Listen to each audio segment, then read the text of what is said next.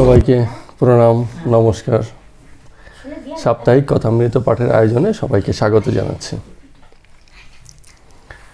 আমরা কেশবচন্দ্র সেনের সহিত রামকৃষ্ণদেব ঠাকুরের নৌকা বিহারে বিভিন্ন কথাবার্তা হচ্ছে, তারই অংশবিশেষ পড়ছিলাম। আজকে আমরা বাকি অংশটুকু পড়ছি। আজকে হয়তো নৌকা বিহারের অংশটুকু শেষ হবে, তারপরে আরও অন্যান্য সুযোগ পেলে আলোচনায় আসবে। তো বলছিলেন, যেখানে এসে দাঁড়িয়ে গেছিলেন, যে সবাই মুড়ি নারকেল খাচ্ছে, এরকম একটা জায়গাতে এসে দাঁড়িয়েছেন। তো রামকৃষ্ণদেব ঠাকুর হাস্য করছেন। দুই জন, ওই যে কেশব আর ওখানে ছিল কে কেশব আর বিজয়, হ্যাঁ, ওদের দুজনের মধ্যে একটুখানি মানে একটু দূরত্ব, কোথাও একটা মিলের অভাব আছে। তাই দেখে তিনি বলছেন যে শিবরামেরও যুদ্ধ হয়েছে, কিন্তু পরে গিয়ে কিন্তু ঠিক মিলে যায়, কারণ জগৎ হিতে দুজনে কাজ করছে। রামানুজ তার গুরুদেবের সঙ্গে ঈশ্বর দর্শন নিয়ে মতানৈক্য প্রকাশ করেছিলেন। দুজনের ভাববার বুঝবার বিষয় আলাদা ছিল, কিন্তু দুজনে সেই একই ঈশ্বরকেই বুঝতে চেয়েছে। একজনকে বুঝতে চেয়ে দুজনে দুরকম বলছে যে তিনি এই তিনি এই। তো সবচেয়ে সুন্দর উদাহরণটা দিলেন যে মায়ে যেয়ে আলাদা আলাদা করে মঙ্গলবার করে। মঙ্গলবারের ব্রত দুজনেই পালন করে, কিন্তু মায়ের রীতি পদ্ধতি আলাদা আর ঝিয়ের রীতি পদ্ধতি আলাদা। এই চলছে, কিন্তু বিষয় একটাই যে মঙ্গলবারে জগতের মঙ্গল, পরিবারের মঙ্গল, যে যেমন পর্যায় থেকে চায় তেমন মঙ্গল কামনা করছেন, কিন্তু রীতি আলাদা। এই জন্য বলছে আমার মঙ্গলবার এইভাবে হবে, তোমার মঙ্গলবার এইভাবে হবে, কিন্তু পালন হচ্ছে সে একই মঙ্গলবার।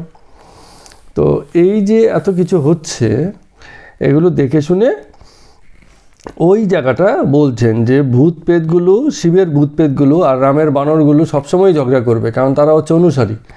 তারা তাদের যে অনুকরণীয় যে আরাধ্য আছে তাকে দেখে বটে, কিন্তু তার ভাবটা তখনও বুঝতে পারে না, উপরি উপরি দেখে। ফলে তার সঙ্গে যার বিপদ হলে তারাও দাঁড়িয়ে যায়, কিন্তু আবার তাদের মধ্যে যে ভাব হয়ে যায় সেই বিষয়টা তারা টের পায় না, ওই বিবাদেই থেকে যায়।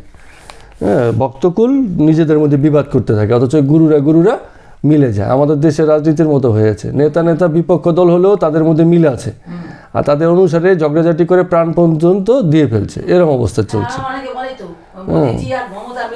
হ্যাঁ, মিল তো আছে, এমনি তো এদের মানে সামনাসামনি তো এদের মধ্যে কোনো অমিল নেই। দেখা হলে হাসি দিয়ে কথা বলছে, সুন্দর ভাব। আবার হয়তো ফোনেও মিল আছে, বা তাদের দুতিয়ালি যারা আছে তারাও হয়তো মিল করে দিচ্ছে, কিন্তু তাদের অনুসারীরা জানে যে এদের মধ্যে অমিল দেখতে পাচ্ছে বাইরে বাইরে, তারা নিজেরা ঝগড়া করে মরছে, এরকম অবস্থা। তো গ্রাসরুট পর্যায়ে, নিচের পর্যায়ে এমন হয়, মূল ভাব এবং দ্বন্দ্ব যা আছে উপরি হয়, ভিতরে সব একই থাকে।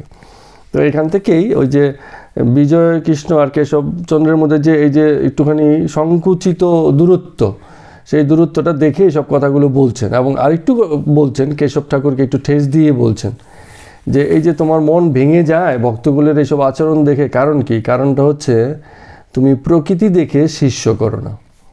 প্রকৃতি মানে হচ্ছে স্বভাব। এখানে শিষ্যের যে স্বভাব, ভক্তের যে স্বভাব, অনুসারীর যে স্বভাব, সেটাকে তুমি ভালো করে দেখো না। তুমি ভাবো যে তুমি যেরকম ভক্ত বুঝি তোমার মতো করেই চলবে, কিন্তু ভক্ত থাকে উপরে, যে কথাটা আমরা একটু আগেও উদাহরণ দিয়ে বলছিলেন, যে মানুষগুলি দেখতে সব একরকম কিন্তু ভিন্ন প্রকৃতি। খেয়াল রাখতে হবে বিষয়গুলো।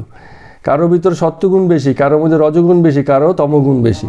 তো কথা তুমি যদি একটাই বললে, কিন্তু তিনজনের মধ্যে তিন রকম গিয়ে মানে দাঁড়ালো, এবং তার অর্থ এবং আচরণ শুরু হয়ে গেল।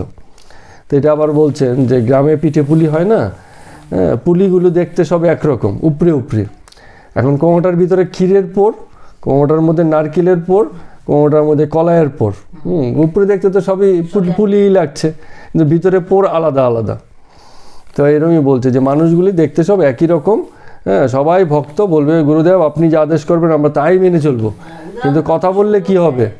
হ্যাঁ, কথা তো ভিন্ন রকম হয়ে যাবে, কারণ তাদের অন্তর কারোই ঠিক একই নয়। কারণ প্রকৃতি হিসাবে প্রকৃতি বৈচিত্র্যেই দাঁড়িয়ে আছে। এই জগৎ প্রকৃতি বৈচিত্র্যের উপর দাঁড়িয়ে আছে। বৈচিত্র্যই প্রকৃতির ধর্ম বা স্বভাব। এই বৈচিত্র্য সৃষ্টি করেই জগৎ কার্য চলছে। সুতরাং এই যে ভিন্নতা, জগতের যে বহুধা চরিত্র, এটাকে একটুখানি বুঝবার দরকার আছে। যদি না বোঝো তাহলে কিন্তু মনে মনে কষ্ট পাবে, ভাববে আমি এত সুন্দর করে বলে দিলাম, বুঝিয়ে দিলাম, ওরা গিয়ে কী করলো, ব্যাপারগুলো সব উল্টো হয়ে গেল। যারা কোনো কালে কম বেশি শিক্ষকতা করেছেন তারাও দেখবেন, ছাত্রকে এত সুন্দর করে বুঝিয়ে দিয়েছেন, সারা বছর খাটাখাটনি করলেন, কী পরীক্ষা দিয়ে এলো, কী রেজাল্ট পেলো, এখন বাবা মায়ের সামনে তার মুখ দেখানোর জন্য নেই। আপনি তো পড়িয়েছেন খুব আন্তরিকভাবে, কিন্তু ও তো ওর মাথায় কিছু ঢোকেনি, কিন্তু আপনার সামনে কেবলই মাথা ঝুঁকিয়ে গেছে, বলছে হ্যাঁ হ্যাঁ বুঝতে পেরেছি, আসলে কিন্তু বোঝেনি। তো এরকম আমাদের ধর্মপথেও হয়, লোকে মাথা ঝুঁকিয়ে দ্রুত মাথা ঝুঁকায় যাতে এই চ্যাপ্টার শেষ করে পরবর্তী অংশে চলে যায়, এত বেশি বোঝানোর দরকার নেই, বুঝে নিয়েছি। কিন্তু লোকে আসলে বুঝতে পারে না, কারণ তাদের স্বভাব চরিত্র আলাদা আছে, প্রত্যেকেরই কিছু প্রিকনসেপ্ট থাকে, পূর্ব ধ্যান ধারণা থাকে, সেসব নিয়েই থাকে। একটা জায়গাতে এসে পরে একটা অংশে খুব সুন্দর কথা বলছেন, বলে যদি ঈশ্বর এসে দেখা দেন, ঈশ্বরের কাছে কি চাইবে, এটার উত্তর আমি পরে বলছি। তো এই যে মানে তেমন গুরুর কাছে গিয়েও কি করে সাধারণ ভক্তগুলো মানে সেই ভক্তিপথে এগোতে পারে না, কারণ কি? কারণটা হচ্ছে গুরুকেও গুরু হিসাবে তারা পূর্ণরূপে মানতে পারে না। যদি মানতে পারতো, সমর্পণ যদি করতো, তাহলে গুরুর কাছ থেকে শিখতে পারতো। কিসের সমর্পণ? পূর্ব অভিজ্ঞতার সমর্পণ। সে যা কিছু জগতে শিখে বসে আছে সেগুলোকে ফেলে রেখে গুরুর কথা নিতে হবে, সেগুলোকে ধরে রেখে গুরুর কথা কাজ হবে না। কারণ গুরু যা বলবে তার বিপরীতই বলবে, তার স্বভাব, তার চরিত্র, তার যে আসক্তি, তার বিপরীত কথাই বলবে। এখন এই বিপরীত কথা সে নিবে কী করে? কারণ সে তো অলরেডি আসক্ত হয়ে বসে আছে, এই জন্য গুরুর কথা তার ঠিক লাগে না। বড় গুরুর কাছেও লোকে ঠিকঠাক থাকে না, বরঞ্চ পপুলার গুরুদের কাছে গেলে শান্তি আছে। পপুলার মানে কি? জনপ্রিয়। তারা তো জনপ্রিয় তারাই হয় যারা আপনার আমার সকলের মনের মতো করে হয়, কিন্তু প্রকৃত গুরু আপনার আমার বিরোধী হবে, আপনাকে খুশি করতে পারবে না। মানে প্রকৃত গুরু আমাদেরকে খুশি করতে পারবে না, কারণ আমরা গেলেই মানে আমাদের যা স্বভাব চিন্তা, আমরা যেটা করতে চাই, যেটা পছন্দ করি, তার উল্টো কথা আসবে গুরুর কাছ থেকে। না হলে সংকট কোথায়? গুরুর কাছে যাওয়ার অর্থ কেন? যদি আমি আমার বর্তমান পরিস্থিতিতে ঠিকঠাক বুঝিয়ে আছি, ঠিকঠাক আছি, তাহলে আর গুরুর প্রয়োজনই নেই। আর যদি গুরুর কাছেই যাওয়া হয়, তাহলে গুরু তোমার এই বর্তমান স্থিতিটাকে ভাঙবে, বলবে সবার আগে বলবে তুমি তোমার অবস্থান পাল্টাও, তুমি ঠিক নেই। এটা যদি যেই গুরু বলবে, সে পপুলার হবে না। আর পপুলার গুরু হচ্ছে তোমরা যা চাও আমি তার পক্ষেই আছি, তারই হাওয়া দিচ্ছি, তারই ইন্ধন যোগাচ্ছি, ওইটাই ঠিক লাগবে। কামারেরা কি করে? হাওয়া দেয় না, দেখেছেন? একটা দিয়ে হাওয়া দেয়, ধপধপ করে আগুন জ্বলে। তো আমাদের কামনার যে বৃত্তি আছে, প্রবৃত্তি আর নিবৃত্তির কথা গতকালকে বলেছিলাম। তো যে এই যে প্রবৃত্তির পক্ষে যে হাওয়া দেবে, সে আমার খুব ক্লোজ ফ্রেন্ড, একদম দহরম মহরম, ওর সাথে আমার খুবই খাতির। কেন? কারণ আমার যা মনের প্রবৃত্তি, আমি যেরম চাই, ওরও মনের প্রবৃত্তি এরকম, এই জন্য মনের দুজনের মধ্যে ভাবটা খুব বেশি। আবার একজন বন্ধু আছে, ও কেমন যেন, আমি বলি একরকম, ও বলে আরেক রকম, তাহলে হবে? কিন্তু দেখা গেছে হয়তো সেই বন্ধুই সঠিক বন্ধু বা হিতকারী বন্ধু, যে এর বিপরীত বলছে। তো সবসময় বন্ধুত্বের ক্ষেত্রেও এই হিতকারী ব্যাপারটা থাকার কথা। প্রকৃত বন্ধু আরেক বন্ধুর যথার্থ হিতই চাইবে, ক্ষতি চাইবে না। এমন কোনো কিছুতে তার সঙ্গ বা সাথ দেবে না যেটা তার জন্য ক্ষতিকর হয়ে যায়। ঠিক আছে? আর আমাদের তো উল্টো হয়ে যায়। হ্যাঁ, গোপন রেখে প্রিয় কথাটা বলে। হ্যাঁ, ঠিকই বলছেন। তো খুব গুরুও যেমন খুব রেয়ার পাওয়া যায়, এমন বন্ধুত্ব খুব কমই পাওয়া যায়।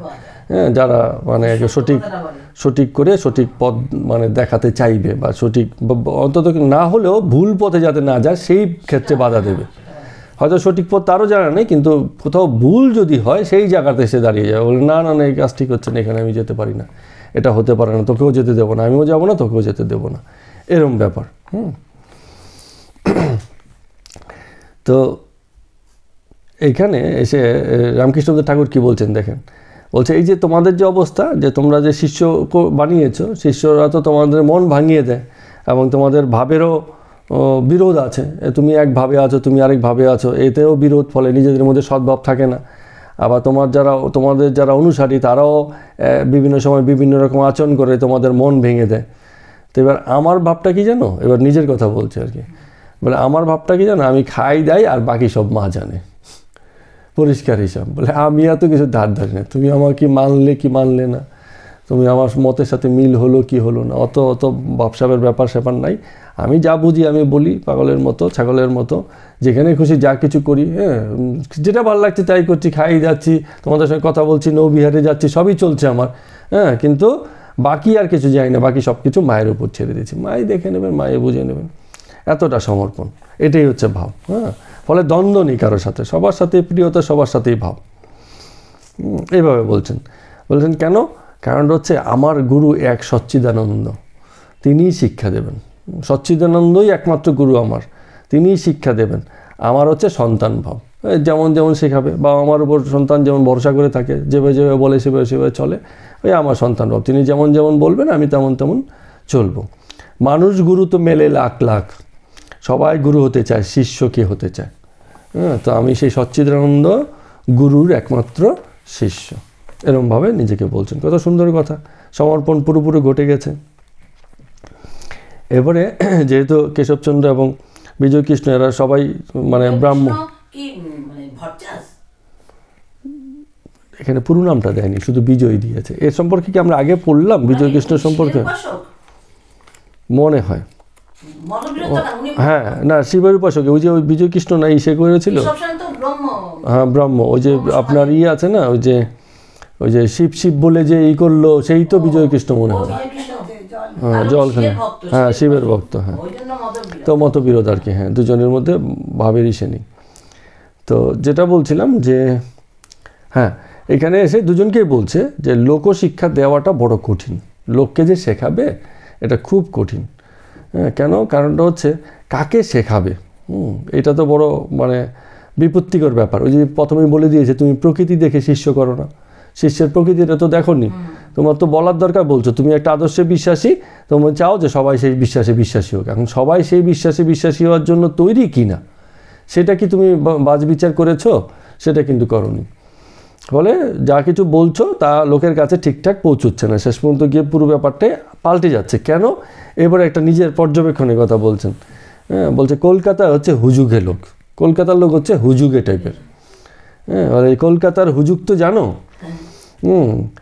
যেমন যতক্ষণ কাঠ জ্বলে দুধ কী করে ফুলতে থাকে, যে কাঠ সরিয়ে নিলেও দুধও ফোলে না। কলকাতার লোক হচ্ছে এরকম, তুমি যতক্ষণ পর্যন্ত তাল দিয়ে যাবে, তাই দিয়ে যাবে, ও ফুলে ফেপে এটা সেটা সব করতে থাকবে, যে ওই সরিয়ে নেবে ও আবার সেই মিয়ে যাবে, মিয়ে পড়া দুধের মতো হয়ে যায়। ও মানে আর কোনো ওর নিজস্ব কিছু নেই, যতক্ষণ হাওয়া লাগছে ততক্ষণ ও চলছে। বলে যে কলকাতার লোক এরম, যে ধরো কোথাও কামারপুকুর, গ্রামের লোক তো অত ই নেই, সিধে সাদা জীবন। কলকাতার লোকেদের মতো এরকম, ওই যে ও ই হলো বললো দৌড়াতে শুরু করলো, ওখানে সবাই যায় আমিও যাই চলো, এরম ব্যাপার। মানে কোনো যেখানে গুড় মধু পাচ্ছে সেখানেই দৌড়চ্ছে, এরম হিসেব। গিয়ে দেখছে নেই, তাও আবার ওখানে যাচ্ছে, আবার শুনছে আরেক জায়গায়, তো আরেক জায়গায় দৌড়ে চলে যাচ্ছে। ওদের নিজস্ব কোনো মানে চরিত্র নেই, হুজুগুর টাইপ।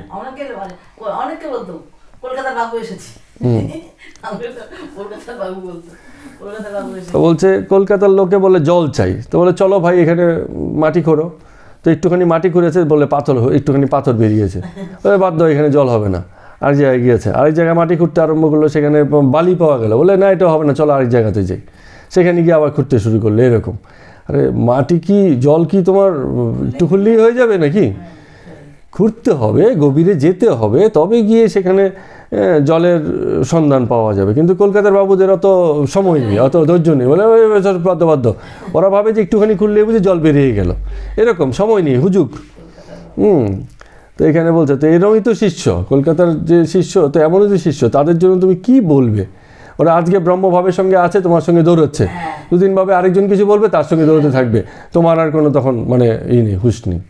হ্যাঁ আজকে তো তোমাকে মাথায় তুলে রাখবে, হ্যাঁ এর মতো আর সুন্দর বক্তা নেই, সুন্দর বলেছে, ঈশ্বরকে দেখেছে, সব কিছু ঠিক আছে, কিন্তু আদতে কিন্তু তার নিজের কিছু ঠিক হয়নি। তো এটা সত্যি কথাই বলছে, যে মানুষকে লোকশিক্ষা দেওয়া সত্যি বড় কঠিন। কাকে শেখাচ্ছে, সে তৈরি কিনা, এসব তো মানে দেখতে হয় না। তো এই বিষয়গুলো এখানে বলছেন যে প্রকৃতি বুঝে যখন কেউ কিছু বলে তখন কিন্তুই হয়। এইটা আবার এই যে চিনতে পারতেন, যেটা যে রামকৃষ্ণদেব ঠাকুর বলছেন না, তোমার চেহারা মুখে চোখে আমি তোমায় চিনি, যে তুমি কি হতে পারো, বুঝতে পারছি যে তোমার সম্ভাবনা কোথায় আছে। কারণটা কি হচ্ছে, ক্ষমতা কেন থাকে? কারণ যে অন্তরে এইসব অলিগুলিকে দেখে নিয়েছে না, সে সাধারণ মানুষকে দেখে তার অন্তরের ভাবটা বুঝতে পারে যে আদৌ সে কত দূর যেতে পারবে। এই বিষয়ে কথা আছে। মানে এমনও বলতো যে অনেকেই তো কথা শুনতে আসতো, যারা অ্যাকচুয়ালি শুনতে আসতো না, শুধু দেখতে আসতো, তাদেরকে উনি পিছনে দূরে রাখতেন।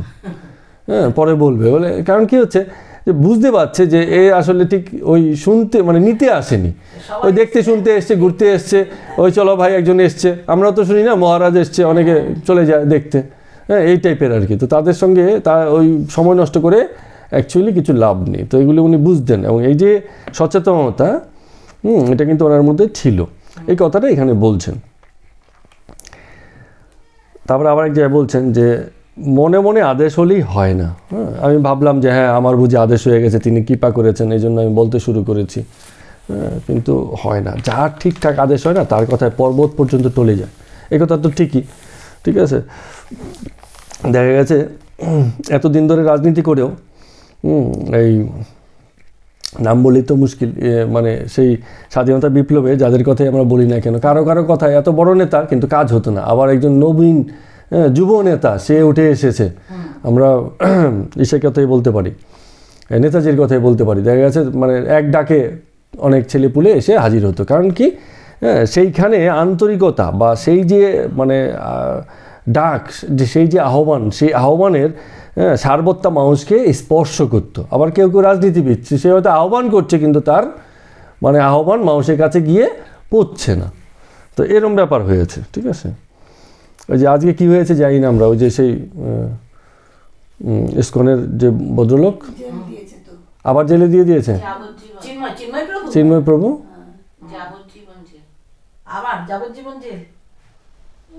যাবজ্জীবন তো এটা শাস্তি হয়ে গেল। যাবজ্জীবন বলেনি, বললো আমাকে জেলে থাকতে হবে, এইটা দেখলাম। জেল থেকে যে উনি আজীবন বলেছে, কিন্তু সন্ধ্যাবেলা যাবজ্জীবন ওই মানে আজকে আমি নিউজ দেখিনি, আমি সন্ধ্যাবেলা মোদি বলার পরে বাড়ি গিয়ে নিউজটা 6:30 নিউজ দেখলাম, বললো যে এখন দেখাবো, কিন্তু যাবজ্জীবন কথাটা বলে। কি করা যাবে বলুন এই অসতের দুনিয়াতে? হ্যাঁ, তো ওকে যে ওখানে বসে আর বাংলার সঙ্গে যোগাযোগ করার সুযোগটা দিয়েছে, এটাও তো অনেক।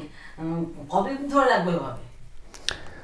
তো আমরা তো চেষ্টা করবেই, মানে আমাদের ইন্ডিয়া তো চেষ্টা করবে ওনাকে বাঁচাতে। কি মোদিকে চিঠি দিয়েছে, মোদি উত্তর দেয়নি। দেয়টার কারণ আছে, মোদি চটকে উত্তর দেয় না। দেয় না, তা বসেছে কিসের জন্য? না তা বলে তো রাজনীতির ব্যাপারটা অনেক রকম আইন আছে, নিয়ম আছে। তো যাই হোক, আমরা শুনে খারাপ লাগলো, এটার একটা মুক্তি হওয়া খুব জরুরি ছিল। তো কারণ হচ্ছে এই যে এই কথা বলতে বলতে ওনার কথা এই কারণে বললাম যে দেখুন ওখানে তাদের দুরবস্থা নিয়ে কথা বলার লোক আরও অনেকেই ছিল, কিন্তু তার কথায় কাজ হয়েছিল। এই যে এত এত লোকের যে সমাগম হয়ে গেছিল, কথার জোর এতটাই ছিল, এতটা উপলব্ধির জায়গা থেকে, এতটা বিশ্বাসের জায়গা থেকে। বাকি সব তো ধান্দাবাজ, এসেছে গিয়ে মানে এই করেছে নেতা হওয়ার জন্য যা করতে হয় আর কি। হ্যাঁ, সেই সংখ্যালঘুদের নেতাই বলুন আর সংখ্যাগুরুর নেতাই বলুন, সকলে সেই রকম ধান্দা করতে করতেই এগোয়। কিন্তু এই এক ভদ্রলোক ছিল যে মানুষকে উজ্জীবিত করতে পেরেছিল। কোথাও না কোথাও থেকে তার আন্তরিক স্ত্রী এমন হয়েছিল যে মানুষের জন্য কাজ করার জন্য উদ্বুদ্ধ করতে পেরেছিল। এই যে যোগ্যতা, এই যোগ্যতাই এখন আমাদের সমাজের কাছে বিশাল রকম মানে দুষ্ট ইসের রূপ পেয়ে গেছে বিরোধী গোষ্ঠীর কাছে।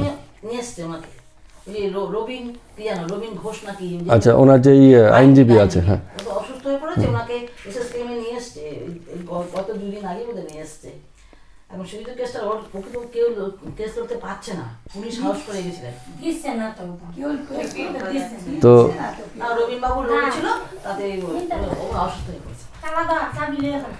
তো সাধারণ যে লোকজন আছে যারা বলে বটে, যারা সেইভাবে আদেশ পায়নি, সেই অন্তর উপলব্ধি থেকে যারা কথা বলেন না, তো এমন মানুষজনের কথা লোকে কিছুদিন পরে এমনিতেই ভুলে যায়। আর যে সত্যিকারের উপলব্ধির জায়গা থেকে কথাটা বলে, হ্যাঁ, সে কিন্তু মানে ভুলবে না, সে কিন্তু তার কথার কিন্তু সেই জায়গাটা তৈরি হয়ে যায়। হ্যাঁ, এটা আমাদেরকে একটুখানি মনে রাখতে হবে।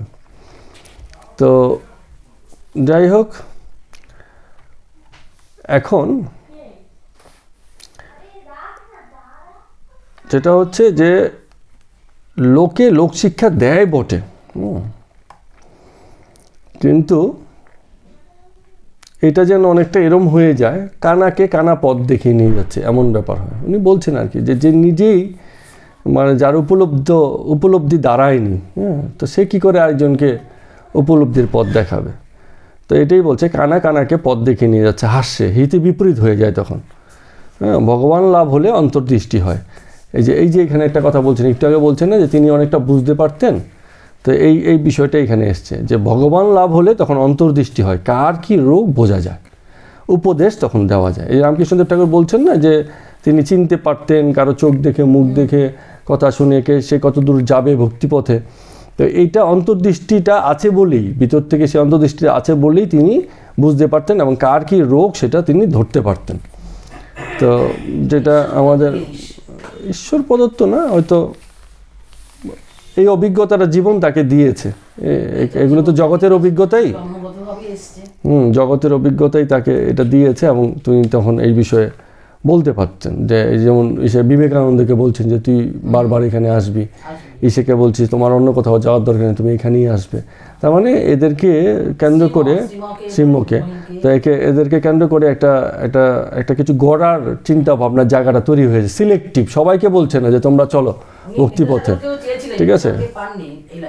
তো এরমভাবে মানে অন্তর্দৃষ্টি দিয়ে নির্বাচিত করেছেন, নিজের শিষ্যকে নিজেই বাছাই করেছেন যোগ্যতা অনুসার, কে কতদূর যেতে পারবে সেটাকে বুঝে, যেমন মানে এগোনো যায় যাদেরকে নিয়ে, এইভাবে। তো এই কথাটা উনি বলেছেন। তার মানে একটা গুরুর মধ্যেও একটা আন্তরিকতা এবং একটা অন্তর্দৃষ্টির অভাব দেখেছেন, যেটা দেখে বলেছেন যে এই জিনিসটা যদি থাকে তাহলে গুরু তার যথার্থ শিষ্যকে নির্বাচন করতে কিন্তু পারেন।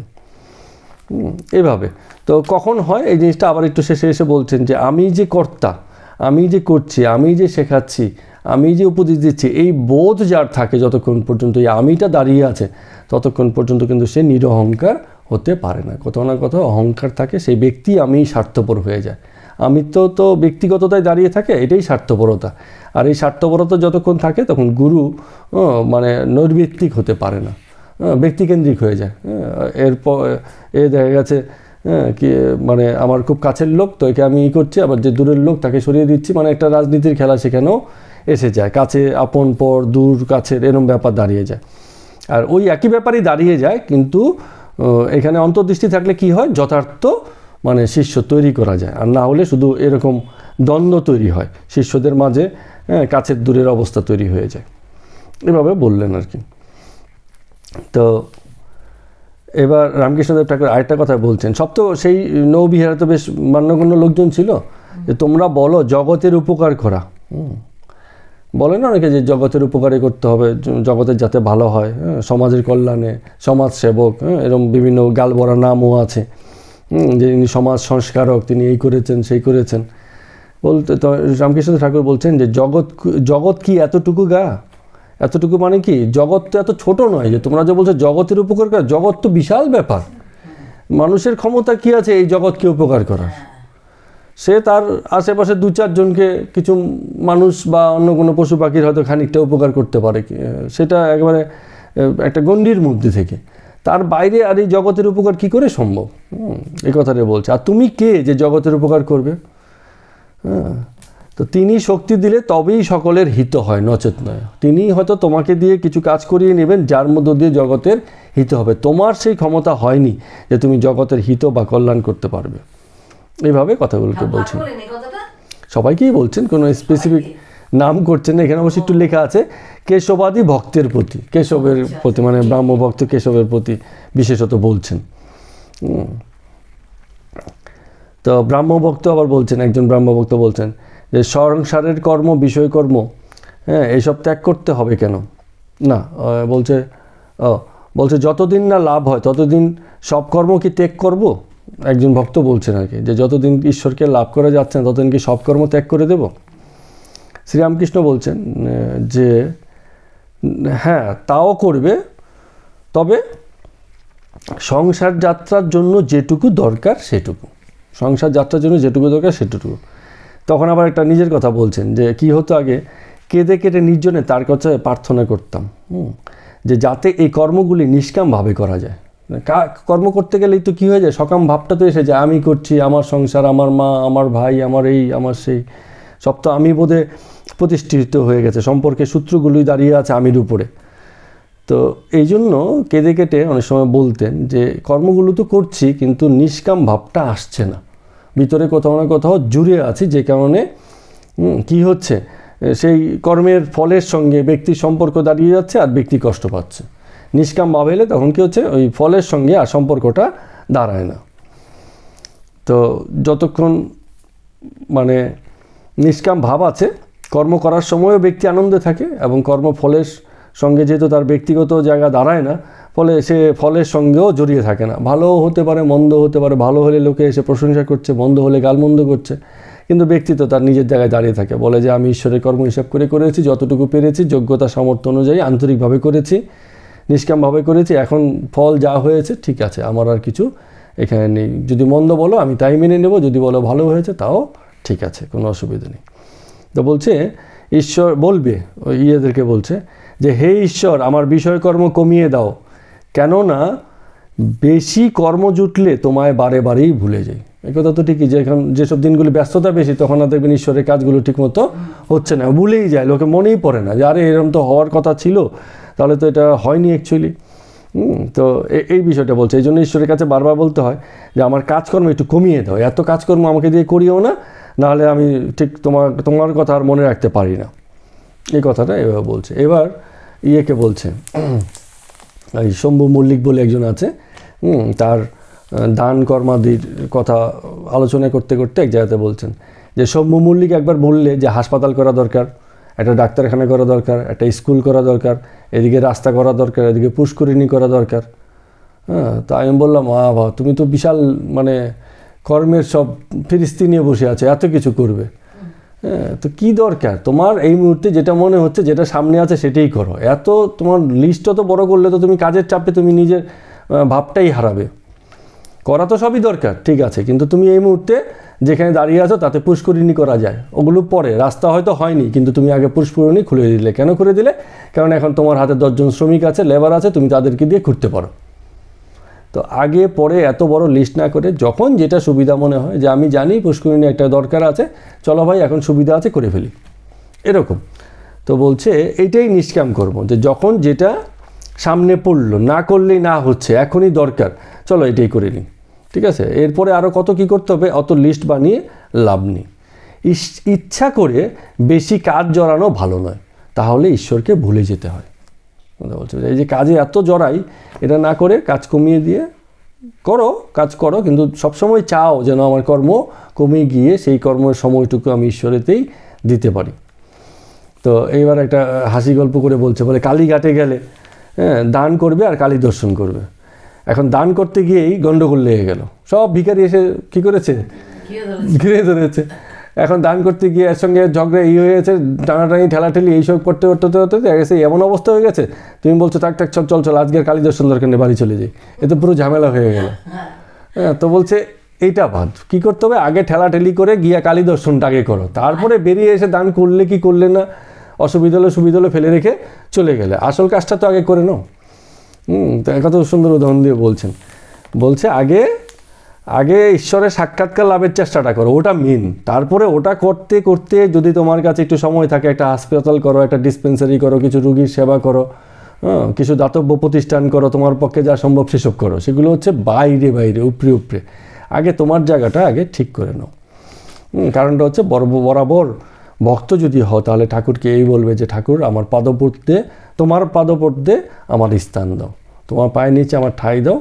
ওই যে গান আছে না, কালীর ভক্ত গিয়েছে, তোমার পায়ে জবা হয়ে ওঠনা ফোটে মন, ঠিক আছে, রামপ্রসাদ।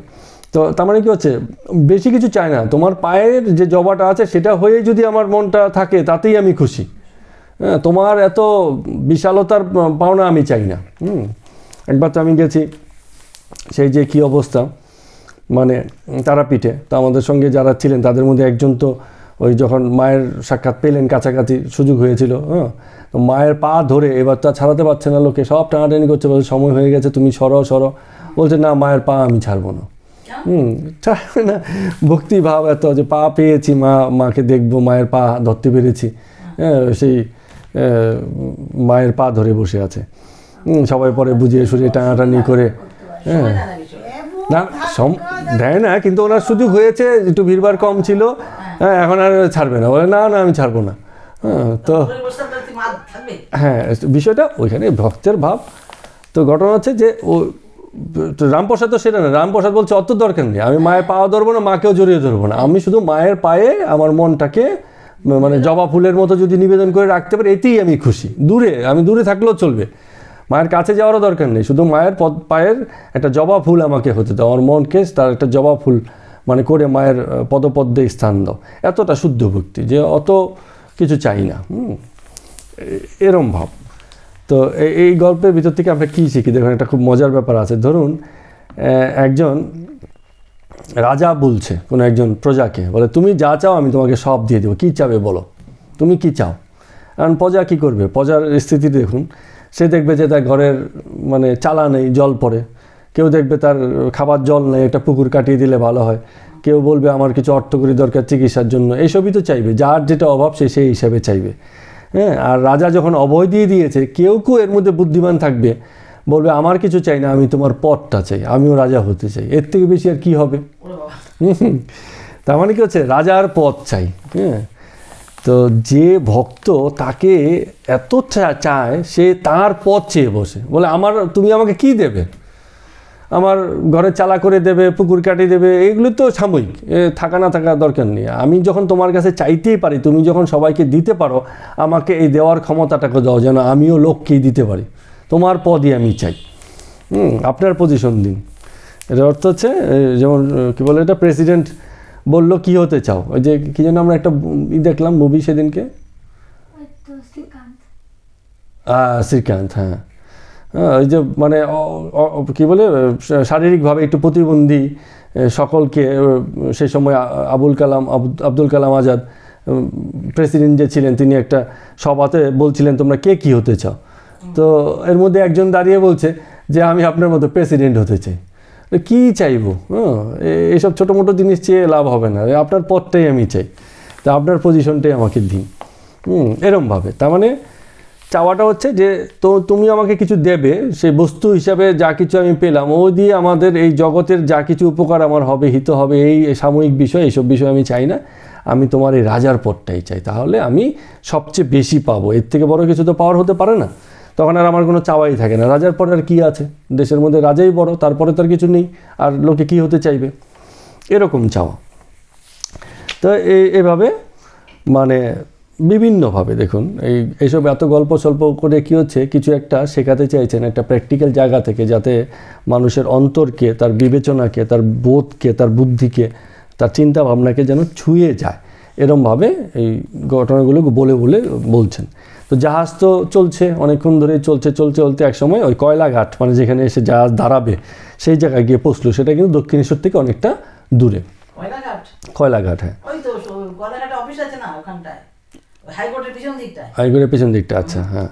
তো সেখান থেকে তো আবার সেই সে আপনার ফেরার ব্যাপার আছে দক্ষিণেশ্বরে। তো রামকৃষ্ণদেব ঠাকুর সেই সব আলোচনা শেষ করে, গল্প টল্প শেষ করে, সকলকে আশীর্বাদ করে, না ওই বিকেলবেলা ঘুরছিল নৌবিহার, হ্যাঁ গঙ্গার দিয়ে ঘুরছিল আর কি। হ্যাঁ, তো ঘুরতে ঘুরতে ইসের দিকে, কলকাতার দিকে এসে গেছে, হ্যাঁ ওখান থেকে বাবুঘাটের দিকে এসে গেছে। এসে গিয়ে তো পরে সবাই মিলে নেমে গেলেন, তার সঙ্গে সঙ্গে মাস্টার আর দু একজন ভক্ত টক্ত সবাই নেমে এলেন, একটা গাড়ি আসলো, ঠাকুর সেই গাড়িতে চড়ে বসলেন। তো আসার পথে উনি আবার আরেকটা জায়গাতে গেলেন, এখানে লেখা আছে সুরেন্দ্রর বাড়িতে গেছিলেন। তো সেখানে গিয়ে সুরেন্দ্রকে আবার পাননি, কিছুক্ষণ অপেক্ষা করেছেন, তারপরে আবার পাশের পাড়াতেই নরেন্দ্র থাকে, সেই নরেন্দ্রকে আবার ডেকে পাঠালেন, নরেন্দ্র এলো, তো তার সঙ্গে অনেকক্ষণ গল্প টল্প হলো।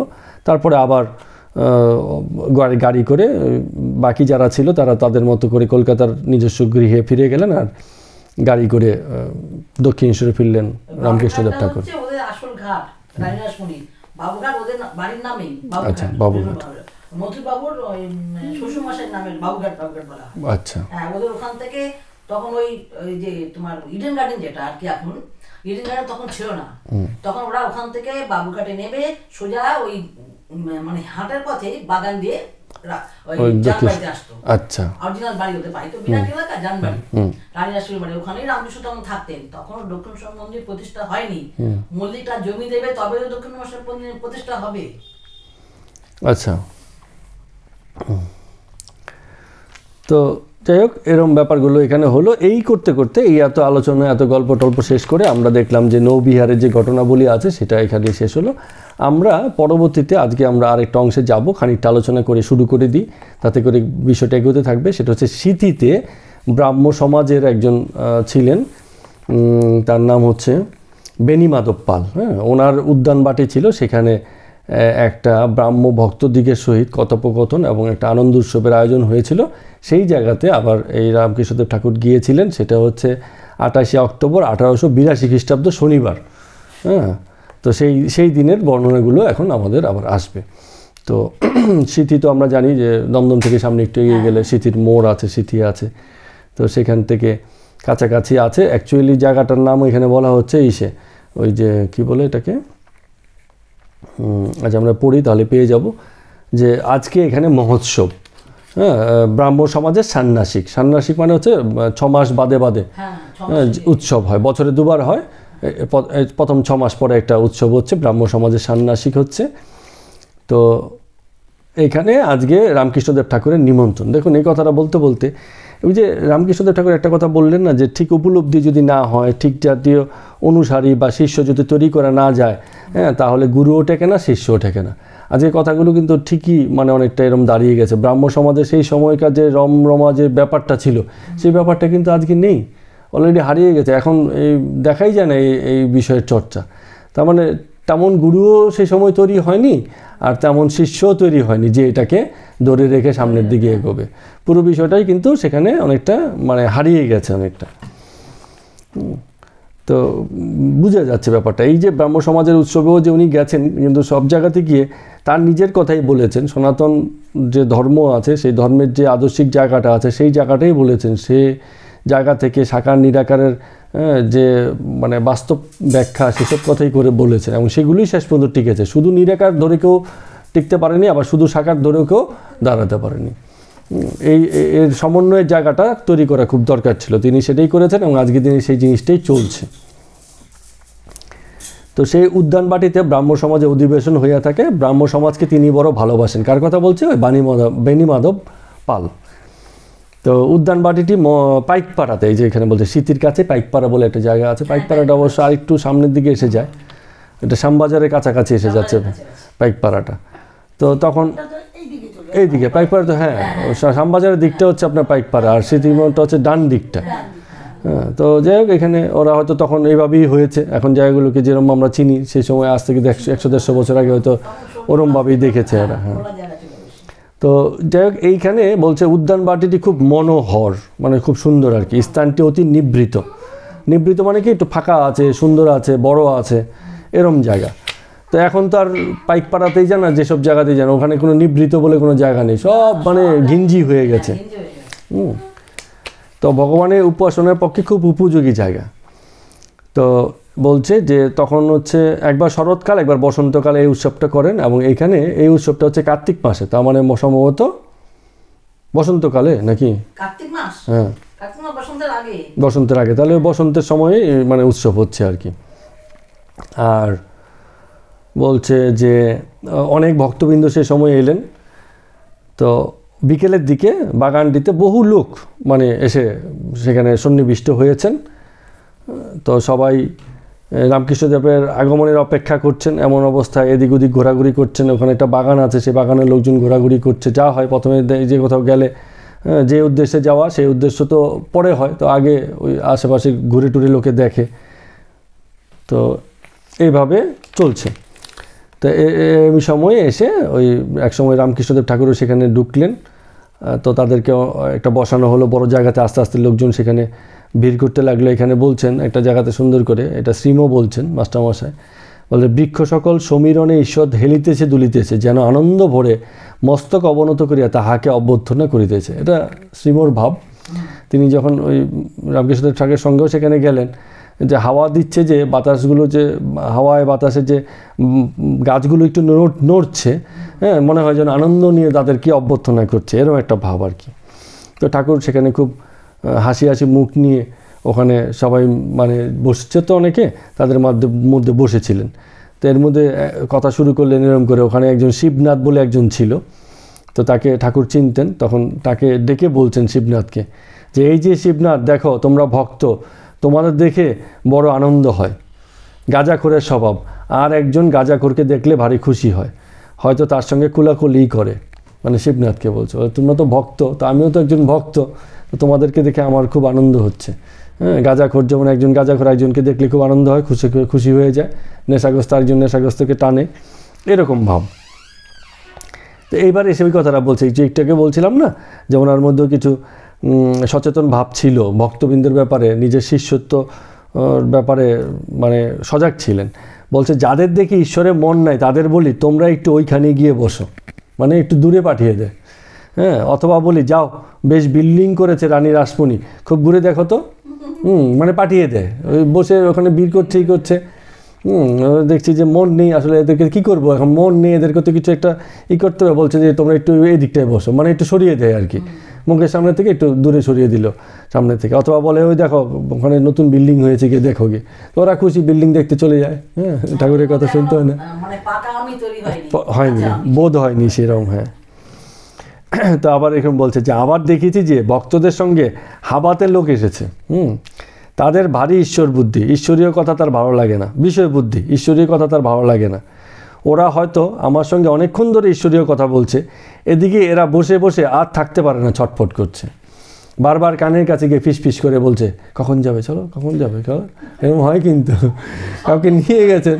হ্যাঁ হ্যাঁ, তো যাকে নিয়ে গেছেন ওর তো আর ভালো লাগছে না, আপনার তো খুব ভক্তি, ওকে নিয়ে গেছেন কিছুক্ষণ বসবেন, ও একটু বলছে ভালো লাগছে না, চলো অন্য কোথাও যাই, ঘুরতে যাই, চলো এইটা সেটা, একটু বাদে বাদে ডাকছে। হ্যাঁ, তো যারা নিয়ে গেছে তারা বলছে দাঁড়াও না, হে একটুখানি পরে যাবো, বসো না একটু, কী আছে।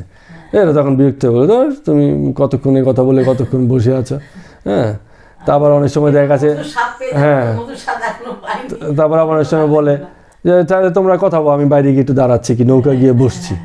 হ্যাঁ, মানে ডিস্টার্ব, এরকম চলতে থাকে। তো সবাই এই কথা শুনে হাসছে। এখনো তোমার যে ঘরটা নতুন সালে আছে, যেখানে লেখা যে ঢুকেই মানুষ জীবনের উদ্দেশ্য ঈশ্বর দর্শন, মানুষ জীবনের উদ্দেশ্য, ওই ঘরে অনেকে যায় অনেকে যায় না, দেখে চলে যায়, বোঝে না যায় কি করে।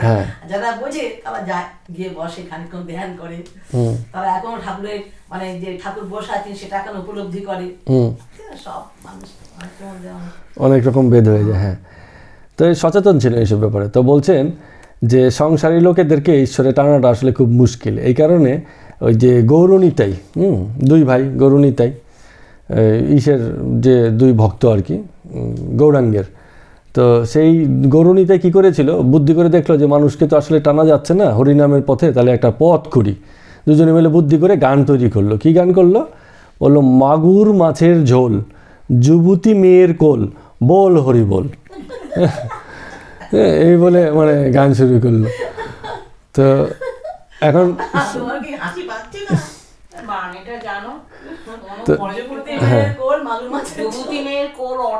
অর্থটা হ্যাঁ আসবে, ঠিকই বলছেন। হ্যাঁ, তো এখন এই তার মানে কি হচ্ছে, যে প্রথম শুনছে বলছে মাগুর মাছের ঝোল, ও তো খেতে ভালোবাসে, ওর কাছে ওটা একটা ওখানে এই গল্প চলছে, চল ভাই মাগুর মাছের ঝোলের গল্প হয় সেখানে। আবার যারা একটু বিষয়ে আসক্ত, দেহে আসক্ত, দেহবোধে, যুবতী মোয়ের কোল ফল, এইসব ব্যাপারও সেখানে চলে, চল ভাই একটুখানি যাই। আবার বল হরি বল, ঠিক আছে, এই দুটো যখন আছে হরি বল বলতেও কোনো অসুবিধে নেই। কিন্তু যখন কিছুদিন থাকে তখন বুঝতে পারে এখানে মাগুর মাছের ঝোল বলতে বোঝাচ্ছে যে হরি প্রেমে যে অশ্রু পড়ে সেটা। হ্যাঁ, হরি প্রেমে, হ্যাঁ, আর না ঠিক আছে, এখানে না কথাটা হাসি ঠিকই বলছে, একটু হাসাতেই বলছেন। হ্যাঁ, কথাগুলো হাসাতেই বলছেন। এখন যে জানে সে গম্ভীর হয়ে যায়, ঠিক ঠিক, এই কথাও ঠিক। আর যুবতী মেয়ের কোল বলতে, যুবতী মেয়ে হচ্ছে পৃথিবী। যুবতী মেয়ে হচ্ছে পৃথিবী, তো পৃথিবীর কোলে, পৃথিবী হচ্ছে মাতৃভাবে বলছে।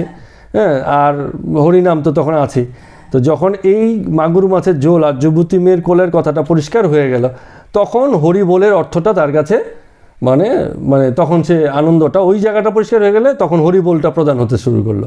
আর যখন হরিবোল প্রদান হয়নি, তখন মাগুর মাছের ঝোল আর যুবতী মেয়ের কোলটাই তার কাছে আকর্ষণ হয়। ওই বলতেই তারা যায়, ওই প্রথম খুব আনন্দ নিয়ে বলে, তারপরে গিয়ে আবার মানে ঠিক হয়ে যায়। ব্যাপারগুলো হচ্ছে এরকম আর কি।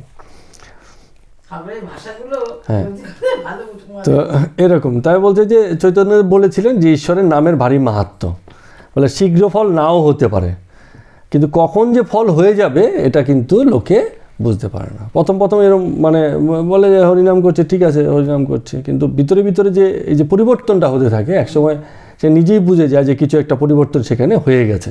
তো এটাকে একটা উদাহরণ দিয়ে বলছেন যে অনেক সময় দেখা যাচ্ছে একটা পুরনো বাড়ির কার্নিশের মধ্যে, বাড়ির যে ছাদের যে কার্নিশ হয় সেই কার্নিশের মধ্যে হয়তো কেউ বীজ ফেলে রেখেছে,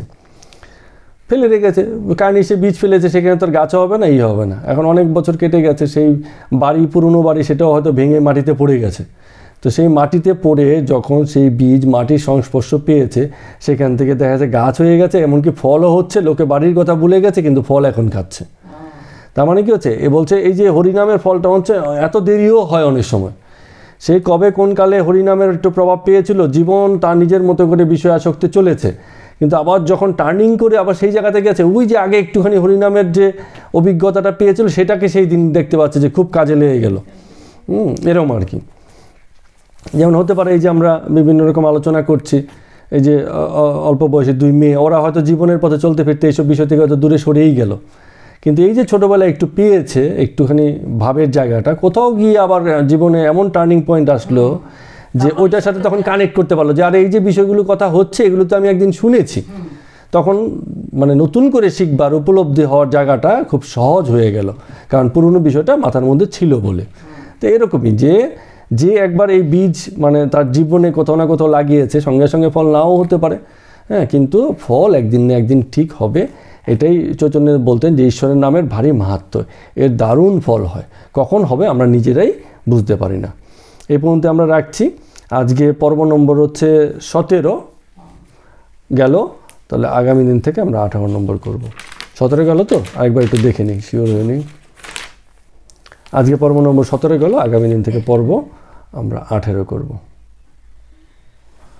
তো সবাইকে প্রণাম, নমস্কার। আজকের মতো কথামৃত পাঠ এখানে শেষ করছি। শ্রী শ্রী রামকৃষ্ণদেব ঠাকুরের পদপদ্মে অসংখ্য প্রণাম এবং শ্রদ্ধা।